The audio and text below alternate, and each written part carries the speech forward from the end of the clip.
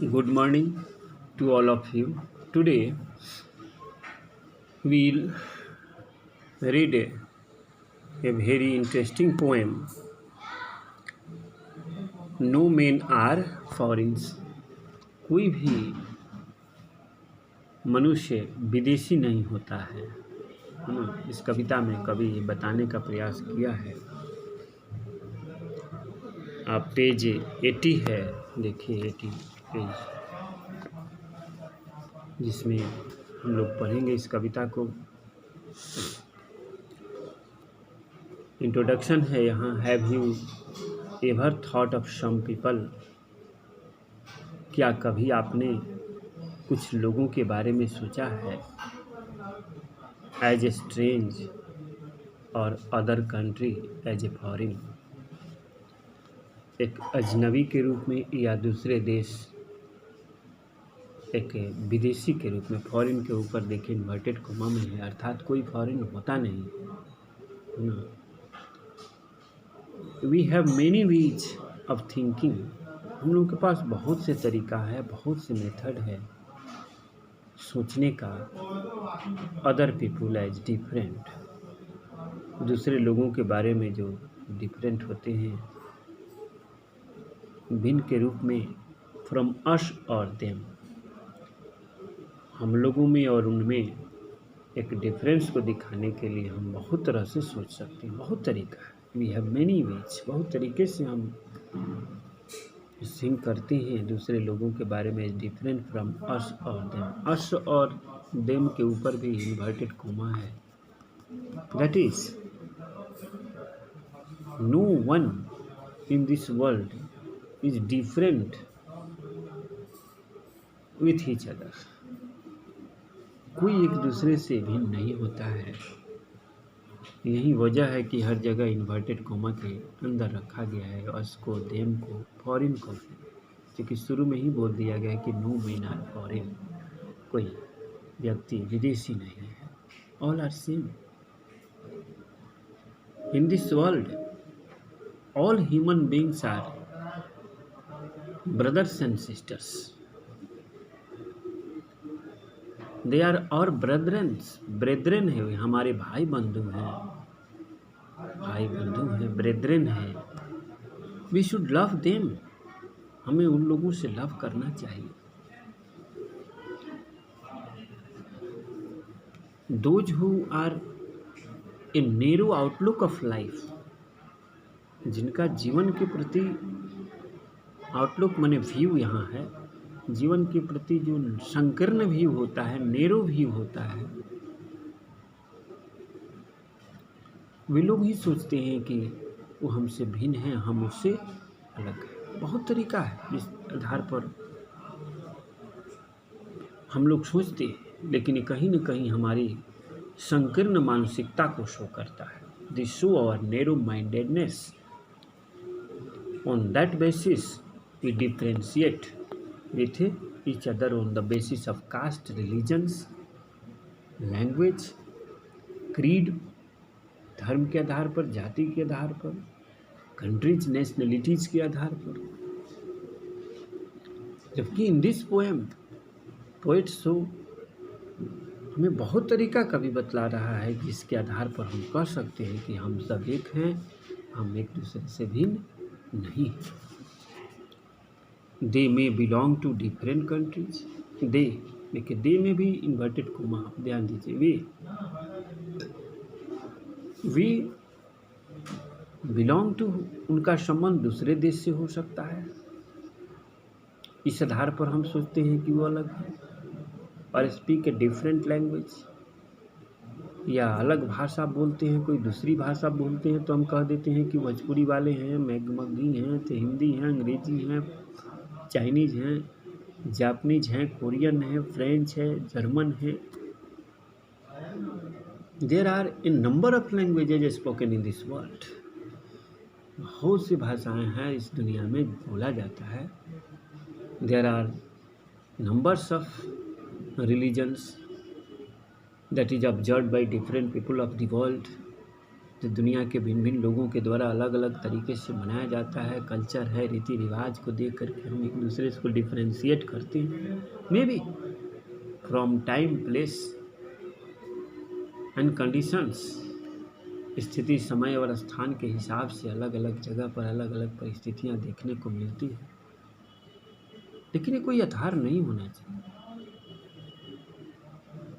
According to the poet, in this poem, इस कविता में जिस तरह से कवि एक्सप्लेन करता है, जिस तरह से हमें बतलाता है, बहुत से तरीका इन्होंने बतलाता है, जो कह रहा है कि नहीं, हम सब एक हैं, चाहे वो दुनिया के किसी भी पार्ट में रहते हो, me live any part of the world, they are all same, our dress, our uniform may be different with each others as per the geographical conditions. भौगोलिक स्थिति के आधार पर हमारे ड्रेस, खान पान, रहन सहन, इथॉज, बिहेव, आचार व्यवहार अलग हो सकता है, लेकिन this should not be the basis on which we can differentiate with each other. लेकिन यह आधार नहीं होना चाहिए एक दूसरे को अंतर दिखाने का, as per the advise of the poet in this poem. कवि के सलाह के हिसाब से इस कविता में जो कह रहा है, उस आधार पर यह आधार कोई नहीं होना चाहिए दुनिया के लोगों को एक दूसरे में बांटने का, एक दूसरे से लड़ने का। This planet is for this living creatures upon which a lot of living creatures reside, जिस पर कि हर तरह के सजीव, जो लिविंग क्रिएचर, जिंदा जीव, ह्यूमन है, मिनिमल है, बर्ड्स है, सब कुछ रह रहा है, सबका अपना अधिकार है, क्षेत्र है।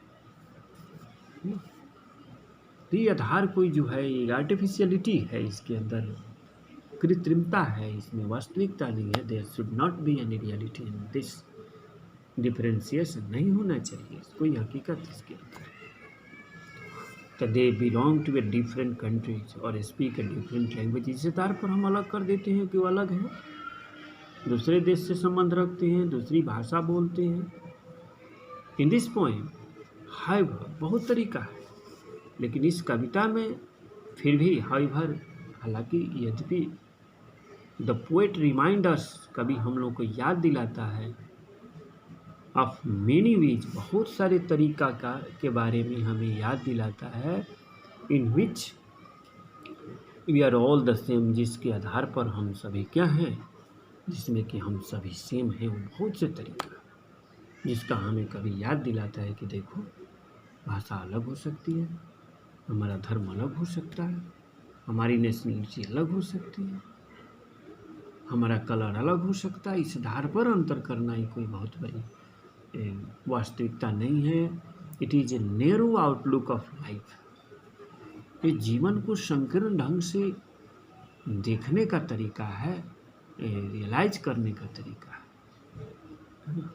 बस इतना ही इस पूरे कविता में कहा गया है। आप कवि बतला रहे हैं, उस आधार पर हम लोग देखेंगे, है ना। कवि का दिल तो ऐसे भी बहुत व्यापक होता है, यूनिवर्सल होता है, उसके अंदर कोई अपना पराया नाम की कोई चीज़ नहीं होती है। कोई बड़ा न होता है, कोई न छोटा होता है, न कोई अपना होता है, न कोई पराया होता है ना।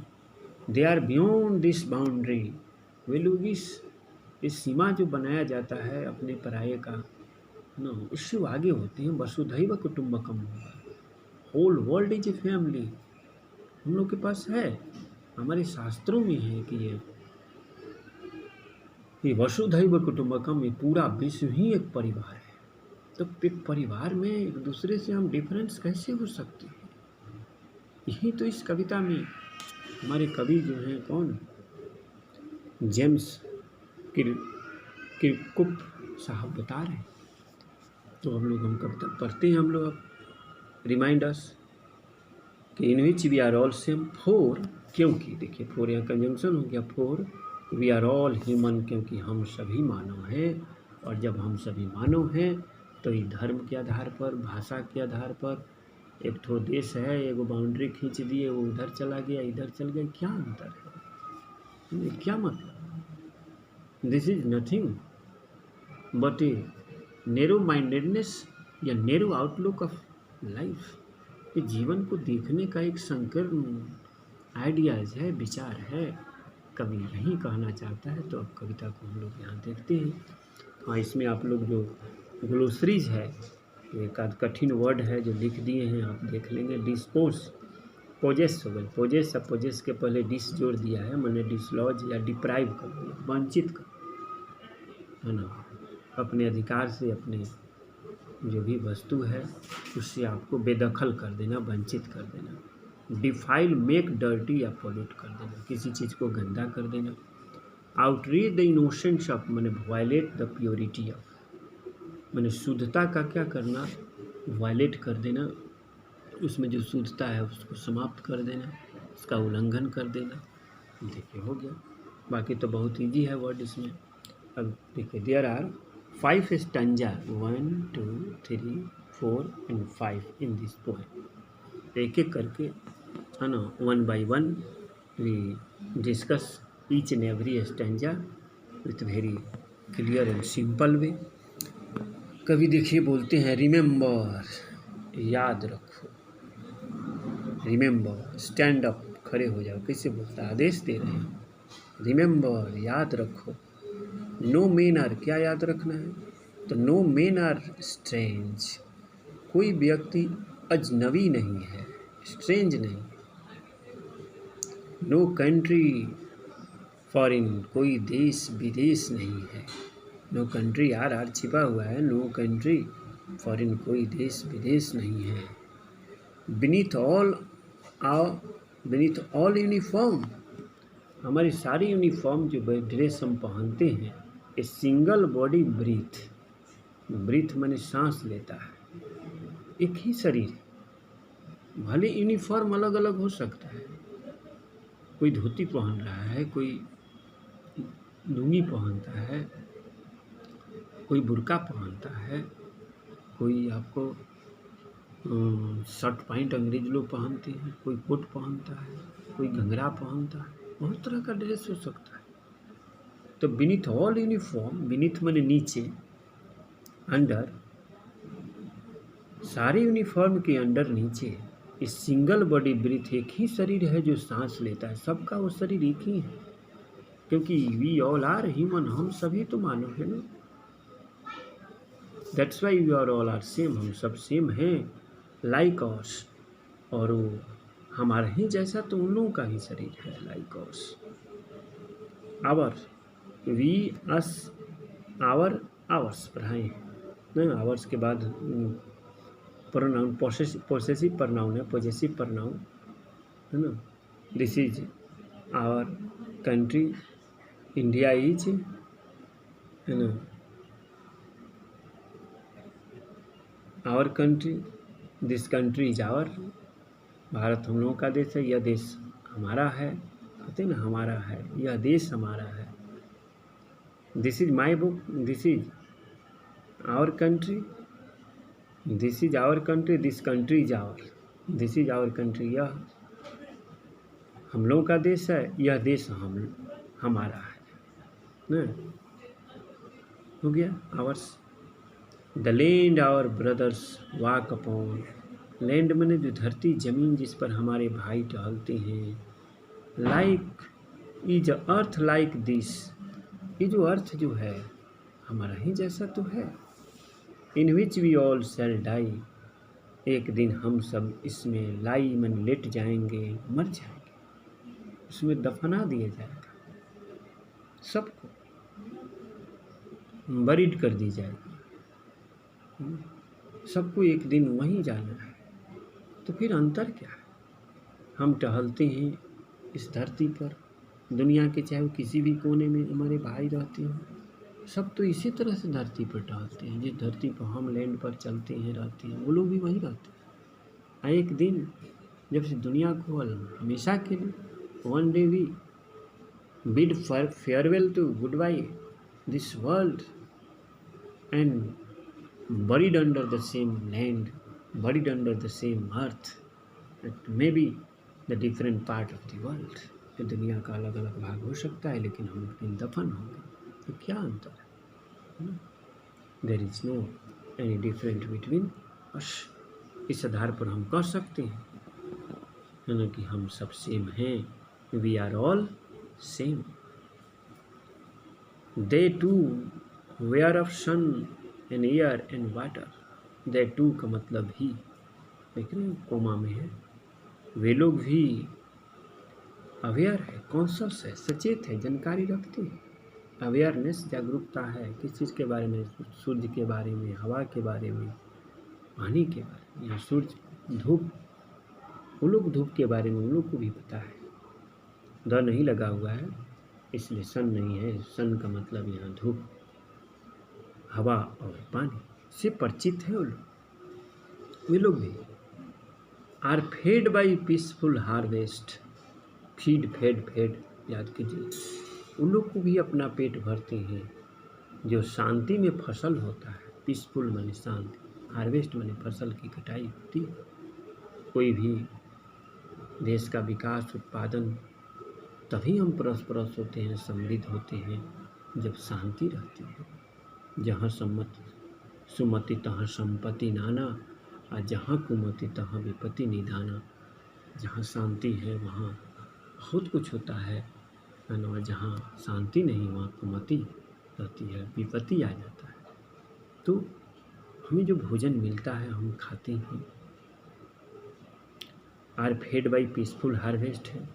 अब by war long winter starve हो जाता है। देखिए डी स्टार्व, STRAVED, यहाँ पर क्या होता है? गायब हो गया है। जैसे हम लोग इन्वर्टेड कोमा दे देते हैं तो कुछ लेटर चला जाता है।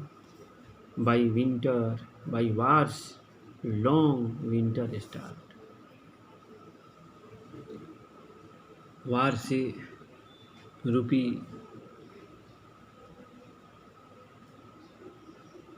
जो हमें भूखमरी, सर्दी की वजह से जो भूखमरी आती है, सर्दी जब लंबा दिन खींच देता है, अर्थात युद्ध रूपी सर्दी से जो लंबा खींच जाता है और लोगों का जो सप्लाई चेन है, the global supply chain disturb हो जाता है, प्रोडक्शन डिस्टर्ब हो जाता है युद्ध की वजह से, तो हम लोग विंटर जैसा है। वार किसका प्रतीक है?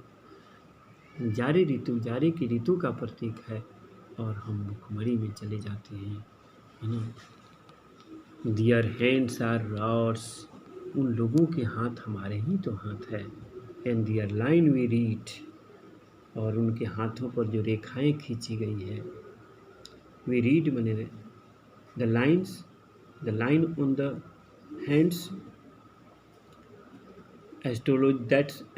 दैट एस्ट्रोलॉजर्स रीड, जिसको एस्ट्रोलॉजर्स लोग पढ़ते हैं, ज्योतिष लोग पढ़ते हैं, हमारे ही जैसे तो है, सेम है।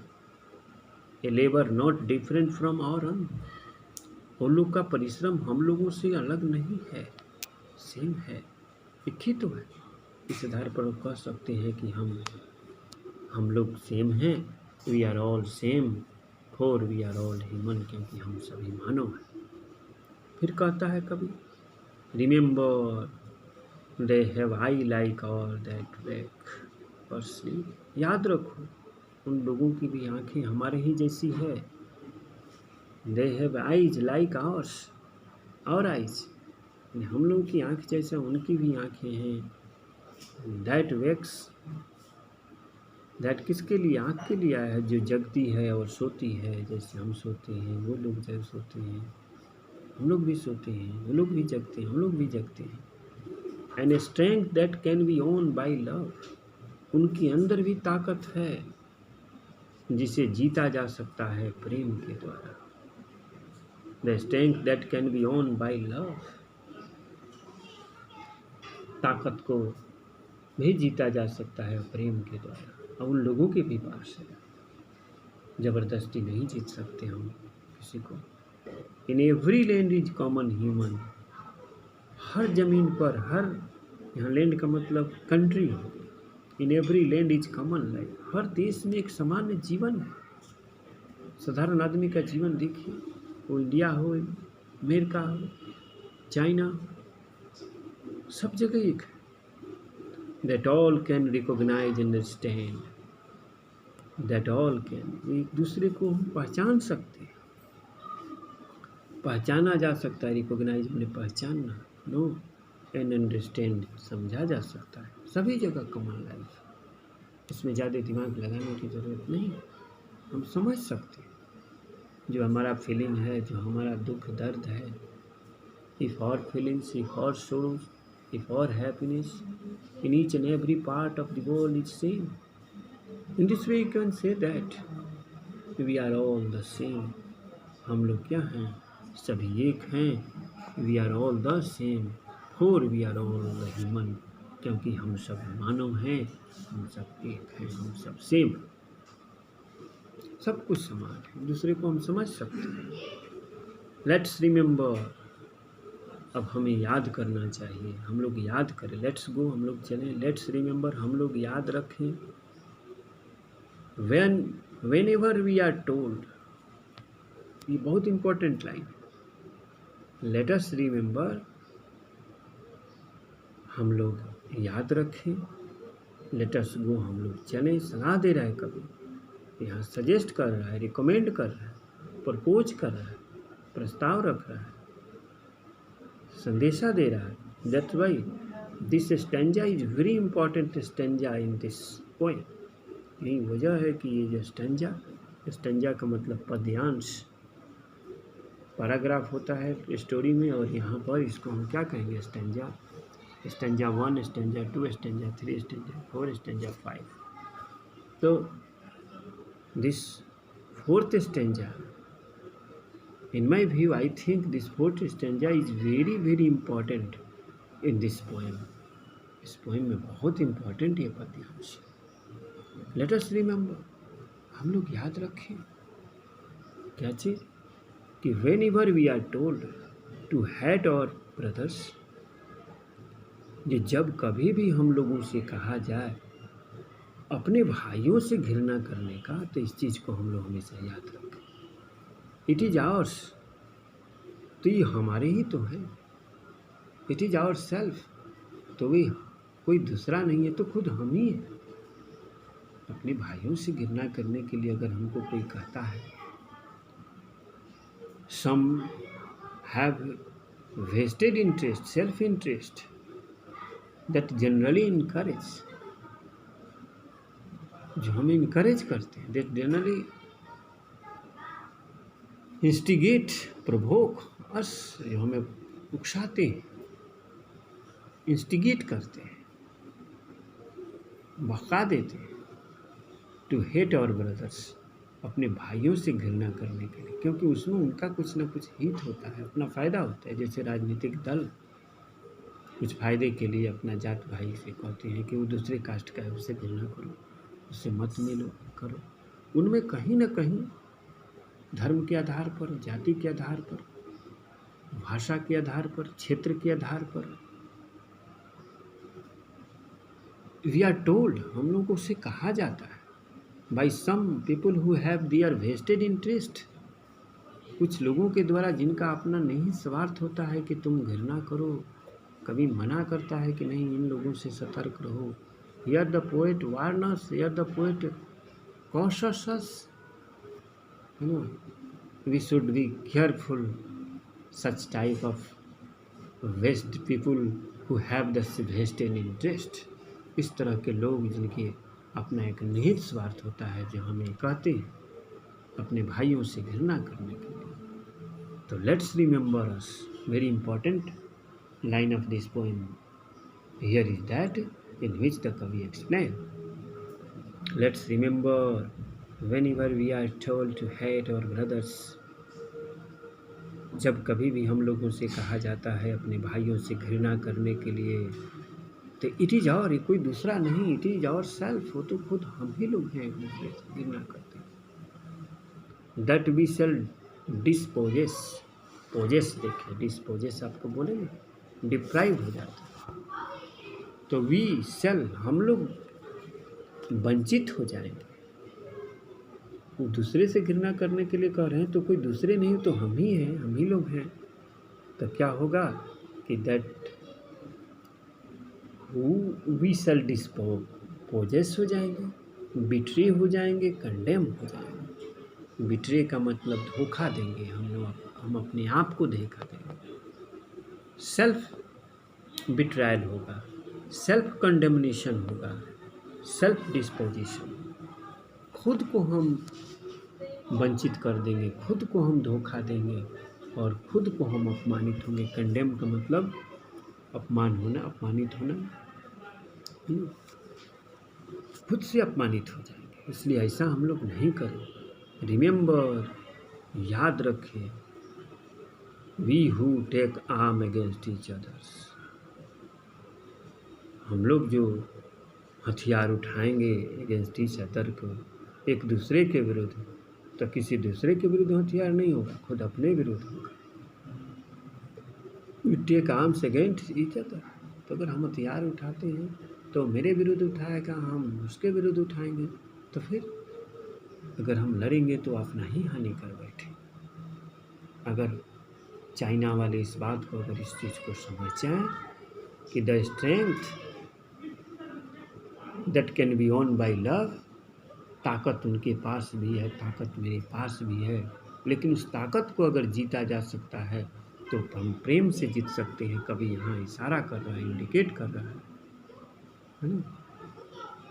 अगर इस चीज़ को हमारे समझ जाएं, इस दोनों देश के बड़े बड़े लोग, बुद्धिजीवी जिनको कहा जाता है, स्यूडो इंटेलेक्चुअल हैं, जो नेता हैं, लीडर हैं, बड़े बड़े ऑफिसर्स लोग हैं, इस चीज़ को वहाँ के और यहाँ के लोग समझ जाएं कि ताकत दोनों तरफ है, उस ताकत को प्यार से ही जीता जा सकता है जो कभी इसमें कह रहा है, तो निश्चित रूप से युद्ध समाप्त हो जाएगा, किसी तरह की कोई झगड़ा नहीं रह जाएगा। लेकिन कहीं ना कहीं यह विश्व के लोगों का, दुनिया के जो भी कुछ मुट्ठी भर लोग हैं, handful of people of this world, handful का मतलब मुट्ठी में रह जाना, अट जाने वाले कुछ लोग हैं जिनकी संख्या बहुत कम है, जो पूरे विश्व को लड़ा रहे हैं और पूरे विश्व में एक समस्या क्रिएट कर रहे हैं। अगर इन लोगों को ये समझदारी आ जाए कि there is no difference between India, Pakistan और Hindustan and any countries of the world, all are human being and all are the same, अगर ये थोड़ी सी बात इस बात को समझ जाए, जो बहुत बड़ी बात भी है और देखा जाए तो बहुत साधारण सी बात है, कोई कठिन नहीं है, इस चीज़ को आसानी से समझा भी जा सकता है। कभी कह भी रहा है यहाँ पर कि all can recognise and understand, हम इस सारी चीज़ों को जान सकते हैं और समझ भी सकते हैं, कोई बहुत कठिन चीज़, रिसर्च की तो बात है नहीं। तो ये अभी जो भी समस्या है पूरे वर्ल्ड में, वो 1 मिनट में समाधान हो जाएगा, 1 सेकेंड में, with in a fraction of second में। हम लोग सेकेंड तो बहुत ज़्यादा कह दिए, सेकेंड के कुछ अंश में भी, विद इन ए फ्रैक्शन मैंने भिन्न, उस भिन्न में भी हम इस समस्या का हल ढूंढ सकते हैं। लेकिन शायद इस तरह की समझदारी वो जो ऊपर बैठे हुए उन लोगों में नहीं है, कॉमन मैन में है। आदमी समझता हो, लड़ना नहीं चाहता।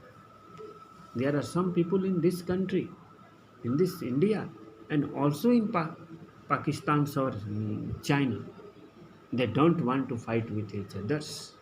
लोग नहीं चाहते। मैं भी, मेरे जैसे टीचर वहाँ भी होंगे, वहाँ भी आम आदमी होगा, वहाँ भी बहुत सारे लोग होंगे जो नहीं चाह रहे। तो कुछ लोग जो चाह रहे हैं उनका कहीं ना कहीं इसमें निहित स्वार्थ है। कुछ हथियार बनाने वाले लोग हैं, फैक्ट्री खोले हुए हैं, उनका हथियार बिकना चाहिए, अनावश्यक रूप से लड़ रहे। तो ये कविता आज के संदर्भ में यदि देखा जाए तो कवि बहुत ही एक इम्पॉर्टेंट चीज़ को यहाँ टच किया है। Here the Kavi touch the very important matters, important subjects in this poem. And this should be understood by this generation, because this generation will grow in the next 10 days and lead this country. Not only this country, but also the students of all over the world should understand and those people are ruling this world, ruling this world, the country of different country, ruling this different countries of the world, दुनिया के अलग अलग देशों को rule कर रहे हैं लोग। ज़्यादा दिन थोड़ा ही रहेगा, 20-25 साल के बाद तो मर जाएगा। अगर नया जनरेशन आए, इस चीज़ को समझ जाए, इस कविता को समझ जाए जो बहुत कठिन नहीं है, तो निश्चित रूप से ये सारे झगड़ा खत्म हो जाएंगे और पूरे विश्व में एक शांति रहेगी। और शांति रहेगी तो पीसफुल हार्वेस्ट होगा। वो विंटर जैसे लंबा खींच करके वो हम भूखे युद्ध रूपी जो शरद ऋतु है, जिसमें जो बहुत लंबा खींचती है और वहाँ सप्लाई चेन डिस्टर्ब हो जाता है, नहीं किसी को भोजन मिल पाता है, उससे हमें छुटकारा मिल जाएगा। हे भगवान, लोगों को सद्बुद्धि आए ताकि वो एक दूसरे से डिफ्रेंशिएट करना भूल जाए। कवि का यही थीम है, कवि का यही सोच है, कवि का यही आइडिया है इस कविता में, जिसको हमें समझना है। अगर इतना समझ गए तो कविता समझ गया, है ना। दैट वी शैल डिस्पोजेस बिट्री और कंडेम, विशल हम लोग एक दूसरे से को वंचित कर देंगे, धोखा देंगे, हम लोग अपने आप को धोखा देंगे, अपने आप को अपमानित करेंगे।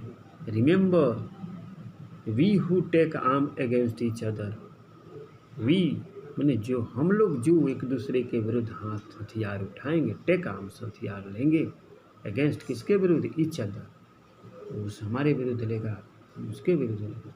क्यों ले लेंगे, whenever we are told to hate our brothers, जब कभी भी हम लोगों से कहा जाता है घृणा करने के लिए, तो उनका कुछ स्वार्थ है, बचिए इन सबसे। अब लास्ट स्टैंजा है जो इसमें वो कभी बस वही बता रहे हैं कि हम अगर नहीं मानेंगे तो क्या करेंगे। It is the human earth, ये मनुष्य का जमीन है, धरती है, ये दुनिया है। दैट वी डिफाइल, अगर हम लोग हथियार लेंगे तो इस धरती को गंदा कर देंगे, डिफाइल कर देंगे। डिफाइल का मतलब देखिए, मेक डर्टी, पलूट कर देंगे, खून बहेगी, पलूट हो जाएगा, अनावश्यक दूषित होगा, हवा दूषित होंगे, है ना, समुद्र दूषित हो रहा है, उसमें सब ने भी भिड़ाया जा रहा है, समुद्र सब हो क्या रहा है धरती पर, तो इतना समस्या उसको दूर करने का कोई दिमाग नहीं लगा रहे, बस वह लड़ाई झगड़ा शो करने के लिए कि I am something you are nothing, मैं कुछ हूँ तुम कुछ नहीं हुई, क्या मतलब, रहने के लिए तो नहीं आए। अरे जब तक रह रहे हो तब तक शांति से रहो। It is the human earth that we defile, तो अगर हम लोग झगड़ा करेंगे ना, we will take arm against each other, तो कुछ नहीं करेंगे। It is the human earth, ये मनुष्य की धरती है, दैट वी डिफाइल, जो हम लोग गंदा कर देंगे, दूषित कर देंगे, पलूट कर देंगे। और hell of fire and dust outreach the innocence, और हेल्स, हेल मने नरक, हम लोगों का ये जो नरक वाला जो काम है, और फायर अग्नि की जो नरक है, एंड डस्ट आउटरेज, द धूल होगी, आउटरेज द इनोसेंस, देखिए आउटरेज द इनोसेंस का मतलब वायलेट द प्योरिटी ऑफ, इसकी शुद्धता को दूषित कर देगा, उल्लंघन कर देगा, है ना। Of air that is everywhere around, और पूरी हवा को भी दूषित कर देगा, दैट इज एवरीवेयर, जो सभी जगह है अराउंड, वो तो हमारा ही है, चाहे वो पाकिस्तान का हो या चाइना का हो या अमेरिका का हो या ब्रिटेन का हो, किसी का हम दूषित कर देंगे। If you take arms against each others, अगर हम एक दूसरे के विरुद्ध हथियार लिए तो बस इट इज़ द अर्थ, ये धरती ही है, it is the human earth that we defile, ये मनुष्य की धरती है, ये मानव का धरती है। ईश्वर हमें दो एक सबसे समझदार, सेंसेबल स्पीसीज बना करके जो धरती पर भेजा है, तो हम कर क्या रहे हैं, तो कितना धोखा हम दे रहे हैं भगवान को, ये समझने की चीज़ है। एक दूसरे को डिवाइड करके, फॉर एंड एवरीवेयर, रिमेंबर, याद रखो, नो मेन आर फॉरेन, याद रखो कोई भी देश विदेश नहीं, कोई भी, नो मेन आर फॉरेन, कोई भी व्यक्ति विदेशी नहीं है, and no country is strange, और कोई भी देश अजनबी नहीं है, दैट इज अर्थात in which we are all same, हम सभी समान हैं, क्योंकि हो, we are all human being, क्योंकि हम सब मानव हैं। तो now I stop this video lecture here and have thanks for all of you and have a good day.